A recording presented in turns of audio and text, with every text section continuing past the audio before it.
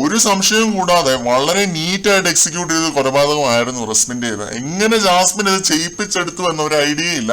ചെറിയ രീതിയിൽ ഒരു പിടിയും വലിയൊക്കെ അവിടെ നടക്കുന്നതായിട്ട് കണ്ടിരുന്നു. അതിനിടയ്ക്ക് വല്ല സംഭവിച്ചതായിരിക്കാനേ സാധ്യതയുള്ളൂ. അങ്ങനെ ആയിരിക്കും ഒരുപക്ഷെ റസ്മിനെ തട്ടിക്കളഞ്ഞത്. റസ്മിൻ മറ്റേ വെള്ള വസ്ത്രമൊക്കെ ഇട്ട് ഗ്രേവ് യാർഡിലേക്ക് പോയി അവിടെ ഇരിക്കുന്നുണ്ട്, ശ്രീരേഖയുടെ കൂടെ വൈബ് ചെയ്തിരിക്കുകയാണ്. അപ്പോഴാണ് ബിഗ് ബോസ് ആത്മാക്കളെ ഒഴികെയുള്ള എല്ലാവരെയും ലിവിംഗ് റൂമിലേക്ക് വിളിപ്പിച്ച് ഇരുത്തിയത്. CID രാംദാസ് വന്നിട്ട് പറയുന്നു, ഈ CID രാംദാസ് ഒന്ന് ഇവിടുന്ന് മാറി നിന്നപ്പോഴത്തേക്കും ഇവിടെ ഇരട്ട കൊലപാതകം നടന്നിരിക്കുന്നു. ഞങ്ങളുടെ ഇന്റലിജൻസ് റിപ്പോർട്ട് പ്രകാരം ഇവര് സീരിയൽ കില്ലേഴ്സ് ആണെന്നാണ് അറിയാൻ സാധിച്ചത്. അതുകൊണ്ട് 2 അന്വേഷണ ഉദ്യോഗസ്ഥർ ഇപ്പൊ വരുമെന്ന്. ഇത് പറഞ്ഞപ്പോ ഞാൻ ഓർത്ത് ഗസ്റ്റ് വരുമെന്നാണ്.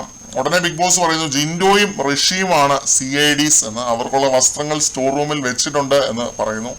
ജിൻഡോയുടെ മൈൻഡിൽ ഒരു ലെഡ് പൊട്ടുന്നത് ഞാൻ കണ്ടു കേട്ടോ.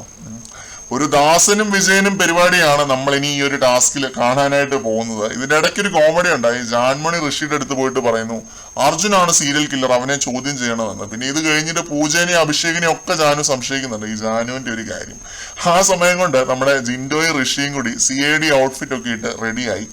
ആക്ടിവിറ്റി ഏരിയയിൽ അവർക്കൊരു ഓഫീസ് ഉണ്ട് എന്നൊക്കെയാണ് പറഞ്ഞത്. കണ്ടറിയാം. കൂടുതൽ അപ്ഡേറ്റ്സുമായിട്ട്